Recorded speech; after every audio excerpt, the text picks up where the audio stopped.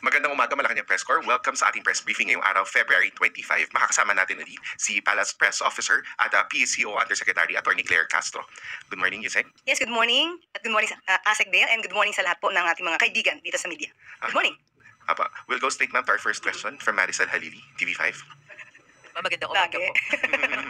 Ma'am, today kino-commemorate yung EDSA anniversary, but then some are saying na bakit hindi siya na-declare as non-working holiday gaya dati.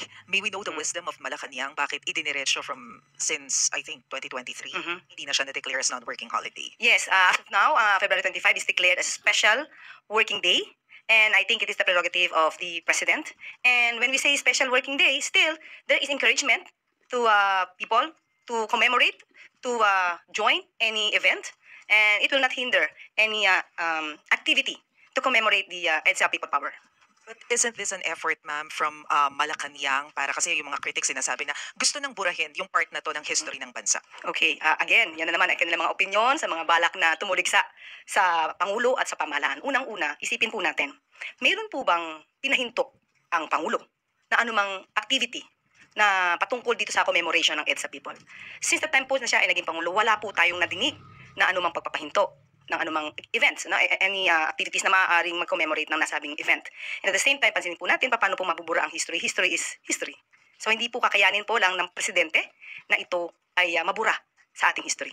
Pero what do you want to tell those universities and colleges na nag-decide to suspend their classes today to commemorate the EDSA anniversary? They are given the freedom to do that. Kaya po hindi natin sinasabing ang Pangulo ay humahadlang sa anumang balakin ng anumang organisasyon, universidad, sa kanilang mga gagawing activities. So kung balak po nila talaga na sila ay walang klase, it's up to them. Free po sila to do that. A related question. Sorry, isn't this undermining the gains of the EDSA revolution and diminishing its spirit and essence? No, I don't think so. We don't think so. Why? Sabi ko nga po kanina, if there is the intention to erase the memories of EDSA People Power, ibang klaseng pamamaraan ang gagawin. As a matter of fact, we declared it as a special working day, but it is considered just a regular working day. But what's the purpose of a special working day? It's to encourage people to join any event kung kanilang kailangang i-commemorate ang isang affair. One final point on this issue. Having said all that, ano ho ang pahayag ng Malacanang sa araw na ito? The President normally releases statements to communicate to the people, to commemorate whatever that particular holiday is all about. So ano pong pahayag ng Malacanang sa araw na ito? As of now, yung pa lang po, dineclare lang po na ito ay special working day. And I think it means a lot to all the people. You are encouraged to go out, to do your activities, to commemorate the EDSA People Power. Raquel Bayan, Thank you. Radyo Pilipinas. Yusek, can we get Malacanang reaction po on the exemption of Philippine security funding from the foreign aid freeze of US? Of course, natutuwa po tayo, nagkaroon nga po ng direktiba ang si US President Trump na 90 days magkakaroon ng i-freeze ang foreign aid. So kung nagkaroon po tayo ng exemption at nagkaroon po tayo at ibibigay po at i-release ang $500 million foreign Filipino financing sa atin, ito po ay napakalaking bagay at nagpapasalamat po tayo sa suporta na yan. Tandaan po natin, ito pa ay mula sa pamahalaan po ni dating Pangulo na US President Biden at ito pa rin po ay pinagtibay din po sa panahon po ni President Donald Trump. So masarap po na makatanggap ng ganitong good news at ang suporta po ng US sa atin ay hindi po mapapasubali. But Yusek, with or without po itong funding ng US from US to the Philippines, can we categorically say na on track pa rin po yung AFP modernization natin? Of course, hindi natin to isasabalang baliwala. Napaka-importante po ng AFP modernization. But of course, with the additional help, mas malaki pong bagay ang maitutulong ito. Next question. Sean Ayu, People's Journal. Good morning, ma'am. Ma'am, dun sa impeachment kay Vice President Sara Duterte, can the President call for a special session even without the request ng Senate? Para pong the way we see it, it would be an awkward position on the part of the President to voluntarily call for special session, considering that there is this ongoing intrigues, that the President is behind the impeachment proceedings. So it is better for the Senate to request the President, considering that even the President made this pronouncement that if the Senate will ask him to call for a special session, he will do so. Pero ma'am, yung word na forthwith, yung immediate, isn't it enough basis to call for a special session? Okay. Marami pong marami pong mga iba-ibang klase ng opinion. But if you will look and read the provisions of the Constitution, you will see po, to forthwith proceed. Alright? Pero wala pong makikitang time element. Is it to forthwith proceed even during recess? Because they can proceed definitely if there is session. There's no question about that. But to proceed during recess, gray area po yan sa Constitution. So they may forthwith proceed after the recess. Pag may session po, walang problema eh. They have to do. But during the recess, wala po sinasabi ng Constitution na you have to call for special session to proceed with the impeachment proceedings or with the impeachment trial. Wala po kasing ganun nakasabi sa Constitution. Last na lang, ma'am. If and when merong special session, is it legal to call magkaroon ng impeachment trial? Is it legal na magkaroon ng special session considering na the agenda is limited sa impeachment trial, hindi yung sa legislation? Meron din po dalawang school of thoughts dyan. Pero kung papasinin niyo po ang Constitution, the President may call special session anytime. So with that, hindi lang po ito limitado sa kung may urgency patungkol sa bill or legislation, but we believe it includes also the impeachment trial. Kasi it's anytime, without any condition. May request na ba ngayon, ma'am? Wala pa po kami natatanggap. Thank you. Ana Badjo, GMA News Online. Good morning po, ma'am. Ma'am, may we get confirmation kung meron po tayong change of leadership sa PSC? As of now, wala pa. Still under evaluation. Wala pa pong nangyayaring pagtatanggal, transition, transfer of position. Wala pa po.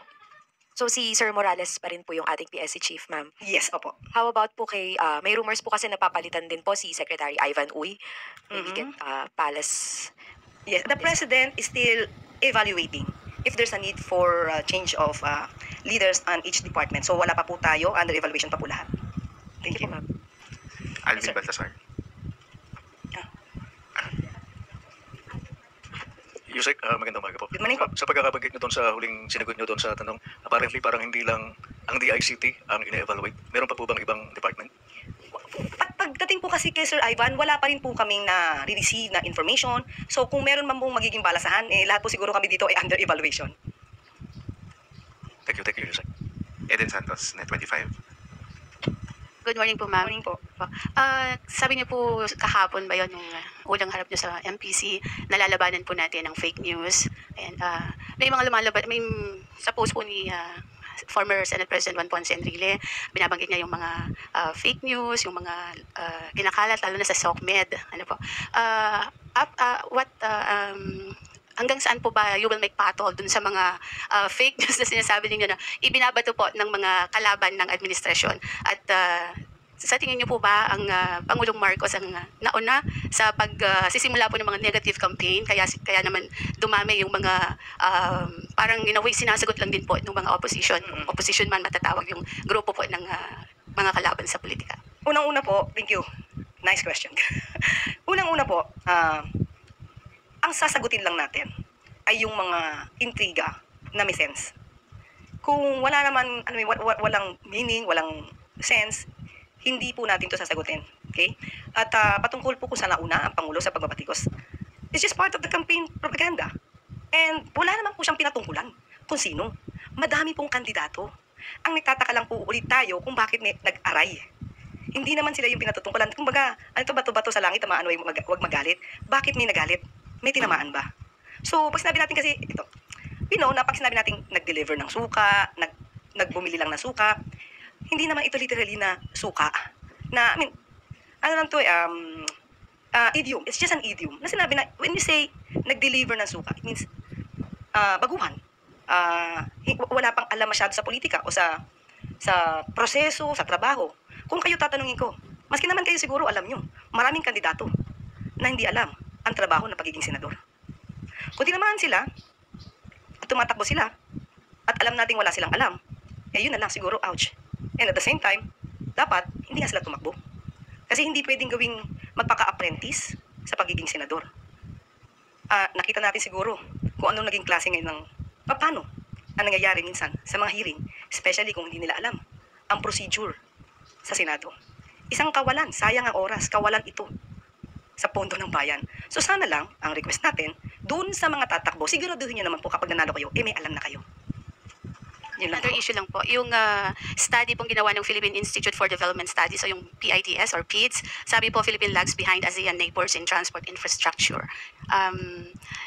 Sa tingin niyo po ba itong mga existing na mga transportation na infra projects at saka yung mga program ng mga concerned government agencies are not enough, hindi po nakakatulong para mas lalo pang mapaayos yung ating transportation system dito sa Pilipinas? Well, in general, ang gobyerno ay hindi naman kikilos ng kulang-kulang. May mga pagkakataon siguro, may mga factors na may nadidelay, but definitely we will do our best para gampanan lahat ang ating trabaho at kung ano ang naipangako natin sa taong bayan. Thank you po. Jean Mangalus, Philstar. Good morning. I'd like to follow up on Ma'am Eden's question. Former Senate President Tito Soto said that he would legalize a bill, he would push for a bill banning fake news. So what's the palace's position on this, especially as since there's a new PCO secretary? Siguro naman kahit po hindi palasyo ang tanungin natin, gugustuhin po talaga natin na maban ang fake news. And personally, when I was one of the resource persons dito sa TRICOM, I even suggested for a registration of all content creators to avoid this kind of fake news. How will we balance that na baka ma-impede on the freedom of expression, the freedom of the press? Okay, we have to define first. There will be a law. If they will make such law, they have to define what's fake news. And what's the limitation, how they can gauge that those statements will be considered as fake news. So as of now, wala pa po tayong definite na definition ng fake news, especially nasa social media tayo, digital tayo eh. So we have to study that, especially mga lawmakers, they have to study that. Sam Medinilla, Business Mirror. Good afternoon, ma'am. Apo. Ma'am, mag-follow up lang po ko regarding po dun sa na-mention nilang evaluation ng mga cabinet members. Kailan po nag-initiate si President ng evaluation na yun? And kailan natin expected matapos? As of now, ang pagkakasabi po sa atin ay nag-i-evaluate pa. So kung kailan matatapos, hindi natin din alam kung magkakaroon talaga ng revamp. So we have to just wait and see. Hindi pa po natin alam kung ano po yung mangyayari as of now. Pero nanggaling po yung evaluation na yun kay Pangulo? Or parang meron po? I-evaluate pa lang po. I-evaluate. Siguro lahat po ngayon kasi every time kailangan naman mag-evaluate ng Pangulo eh. Kung kanyang mga secretaries, cabinet members are doing well for the government, for the people. So, pag nakita po ng Pangulo na, oops, mukhang hindi ito makakatulong, we have to find a new leader. And it's for the people. Pero as of now, wala pa po talaga. Pero related po ba to dahil midterm na ni Pangulo? Or ginagawa niya to regularly every year? Pag lang po siguro may nakitang dapat napalitan. Tapos, Or may mga nag-resign. May mga nag-resign. We cannot do anything about that. Tapos last question na lang po, regarding po dun sa USA, na-assess na po ba ng government yung total impact? Kasi previously na-mention ng NEDA na parang yung regarding lang sa mga initiatives at projects nila yung kaya nilang bigyan na opinion. Yung pagdating po sa buong government, meron po ba tayong parang assessment na nung impact ng suspension ng USA? Wala pa po tayong anumang reaction patungkol dyan. Pero the mere fact po na na-exempt po tayo at tayo po ay kumbaga hindi ma-freeze yung foreign aid sa atin, yun po, napakalaki na pong epekto nun para sa bansa natin sa tulong, yung mga tulong na ito. Thank you po. Pia Gutierrez, ABS-CBN. Hi, ma'am. Ma'am, follow up lang doon sa evaluation. So, can we say na yung mga recent changes sa cabinet ng Pangulo ay a result of that evaluation? Okay, may mga leaders po, may mga cabinet members po kasi na nagre-resign. So, ang Pangulo po naman ay hindi naman po makakatanggi kung talaga pong gusto na ng isang cabinet member o ng secretary na mag-resign. Like po, Secretary Cesar Chavez, voluntary po yung resignation niya, so wala po tayong magagawa kung hindi talaga maghanap ng kanyang kapalit. So, ganun lang po yung nangyayari. Pero sabi nga po natin, as of now, kung ini-evaluate pa ang kung sino ang papalitan or kung may papalitan, wala pa po tayo nadidinig. Nag-i-evaluate pa lang po. It's just normal for the President. Speaking po ng changes sa PCO, what other changes can we expect pagdating po sa leadership ng PCO? Nabanggit po kahapon si Transportation Secretary Vince Dizon, ask yung mga USECs to submit courtesy resignation. Meron na po bang ganong klaseng order si Secretary J. Ruiz? As of now, wala pa po tayo natanggap at nagkaroon na po ng meeting at sinabi niya po talaga na magkakaroon ng pagbabago. At maaaring may ma-retain, maaaring may mawala. So, hintayin po natin kung ano yung magiging order ni Sec. J. Ruiz. Melvin Gascon, Inquirer. Hey, good morning. Yes, good morning po. Since you mentioned po si Secretary, former Secretary Chavez, he issued a statement saying na one of the reasons that he resigned is to his estimation, he fell short of what was expected of him. Ang question ko po is, what will Secretary J. Ruiz do differently para po ma-compensate kung ano man po yung pagkukulang na nakita ni Secretary Chavez? Actually, I think it's Secretary J. Ruiz who should be answering this. But I believe that we will be proactive in performance. We will do the best we can to impart the truth, to tell to the people what are the programs, what the programs will be of the President for the interest of the people. But I think it is better be answered by Secretary J. Ruiz. Tuesday New, DCWB. Good morning, ma'am. Morning po. Naobserbahan po namin na 3 years ang Marcos administration so far, pero 4 na po yung secretaries natin na umupo sa Presidential Communications Office. Ano po kaya ang hinahanap ba ni Presidente na leader ng PCO at hindi nasasatisfy yung kanyang requirements para doon sa position kung meron man siyang gusto talagang standard para sa PCO? Hindi ko po masasabing hindi naman nasasatisfy ang Pangulo sa mga napili niyang liderato, mga leaders. Most probably, and actually I can't speak for other cabinet members or other secretaries na naging nag-lead ng PCO. Maybe sa sarili nila, katulad ni sabi niyo nga po ni Secretary Cesar Chavez, feeling niya na hindi niya nagampan ng mabuti or may kakulangan. But as far as the President is concerned, we believe he is not complaining. It's more on the people and the leaders who resign, maybe thinking that they could not do properly, completely, the task given to them. I think we don't have any more questions, Yusek. Okay. That wraps up our briefing for this morning. Maraming salamat, Malacanang Press Corps. Maraming salamat, Yusek Castro. Thank you. And magandang umaga po. As promised, Pag meron, oo.